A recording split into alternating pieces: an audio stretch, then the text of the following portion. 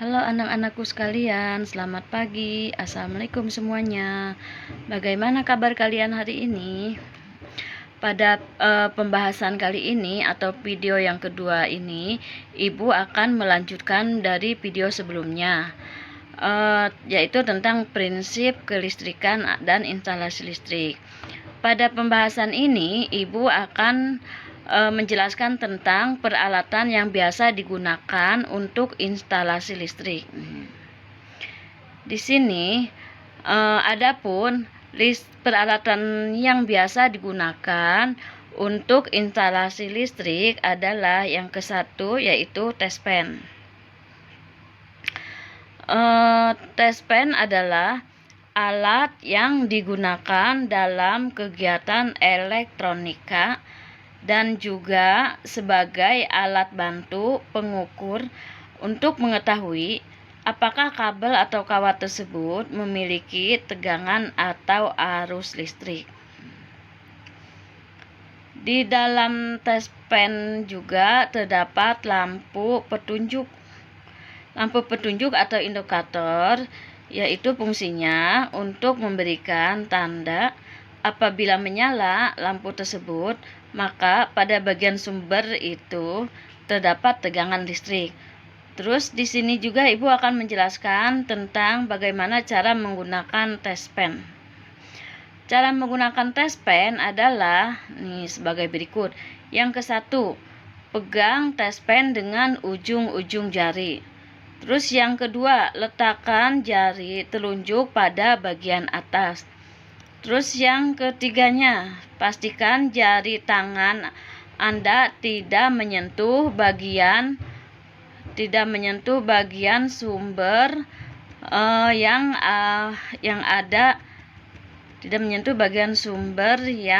ada, dan buatlah pengukuran menjadi nyaman.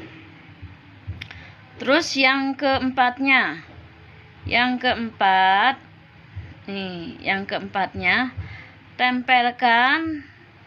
tempelkan ujung bagian bawah tespen atau tempat sumber dengan penghantar yang akan diuji. Terus yang kelimanya, perhatikan lampu petunjuknya. Terus yang keenam, lepaskan tespen dari penghantar yang diuji.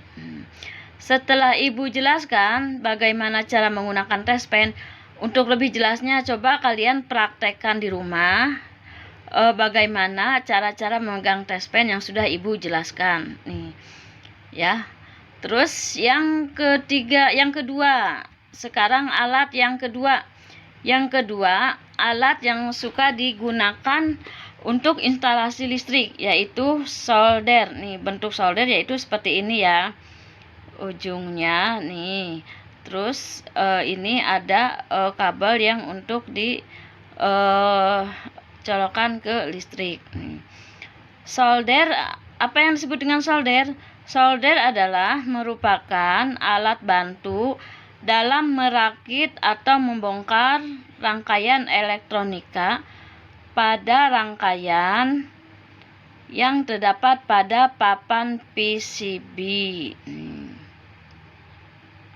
Solder merupakan alat elektronika yang mengubah energi listrik menjadi energi panas.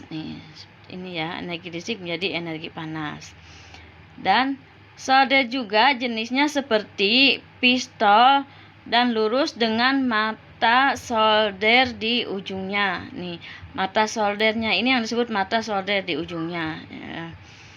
Terus di sini yang ujung soldernya yang terbentuk lancip ya, ujung soldernya. Terus dan dilengkapi tombol pengatur suhu. Kegunaannya apa? Pengatur suhu itu diukur bagaimana ukuran tinggi atau rendahnya panas yang dihasilkannya untuk membuat apakah kawat timah itu cepat mencair atau tidak. Nih, kawat timah mencair agar dapat melepaskan. Nih, kawat timah mencair apa kegunaannya? Agar dapat melepaskan atau menyatukan komponen-komponen pada papan PCB. Nih, di sini Ibu jelaskan atau Ibu kasih contoh mana yang disebut papan PCB nih. Papan PCB pada speaker aktif. Ibu jelaskan nih di sini. Ibu kasih contoh di sini papan PCB speaker aktif yang bila ada komponen yang rusak diperbaikinya dengan menggunakan solder nih. Misalnya di sini ada komponen-komponen yang rusak atau yang lepas. Nih kaki-kaki komponennya disatukannya oleh solder. Solder itu dengan menggunakan timah. Nih, tuh untuk menyatukannya yaitu timah-timah itu akan menjadi panas. Setelah panas, timah itu akan mencair dan cairannya itu akan menyatukan komponen-komponen atau kaki-kaki yang rusak di papan PCB ini.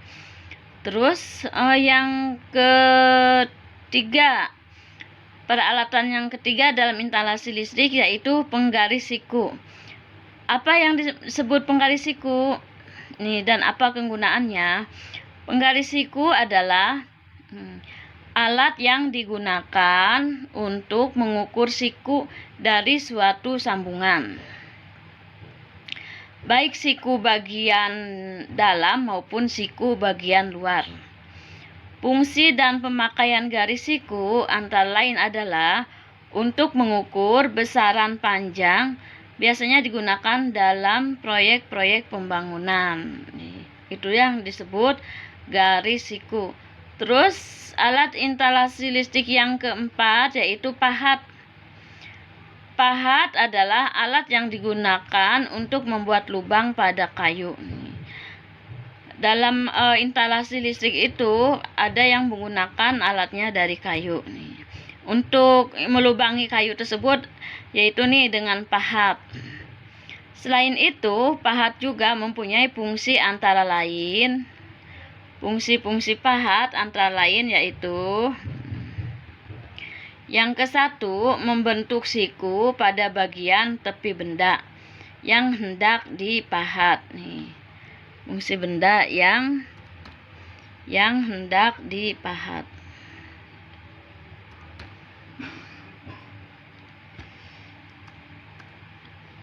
Yang hendak dipahat. Terus yang kedua, fungsi pahat yang kedua adalah menjadikan suatu benda supaya berbentuk bulat atau oval. Terus fungsi pahat yang tiga yaitu membuat cekungan pada suatu benda. Dan fungsi keempat, meratakan atau merapikan hasil pahatan itu sendiri. Serta fungsi yang kelima adalah mengukir benda. Itulah 5 fungsi dari pahat. Terus peralatan instalasi listrik yang kelima, nih ada gunting seng. Gunting seng, nih contohnya seperti ini ya, gunting seng. Terus apa yang maksud dengan gunting seng? Gunting seng adalah alat yang digunakan untuk memotong seng atau sejenisnya. Selain seng misalnya bisa memotong kawat. Terus peralatan yang keenam yaitu ketam. Nih, peralatan yang keenam ketam. Ketam berfungsi memperhalus permukaan kayu. Mana yang disebut peralatan ketam itu mana ya yang disebut ketam?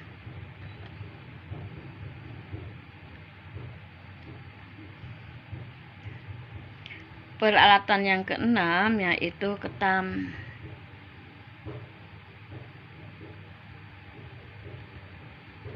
Nih, ini yang disebut ketam. Ini peralatan listrik. Peralatan digunakan untuk instalasi listrik. Tuh.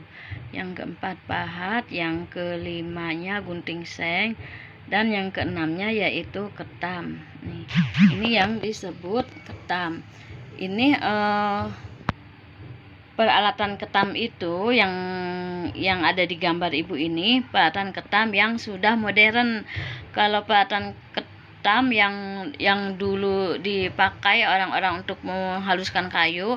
Biasanya ketam yang terbuat dari kayu dan di tengahnya ada pisau besinya, itulah yang disebut ketam. Dan terakhir pembahasan tentang alat-alat interior listrik yaitu ketam, dan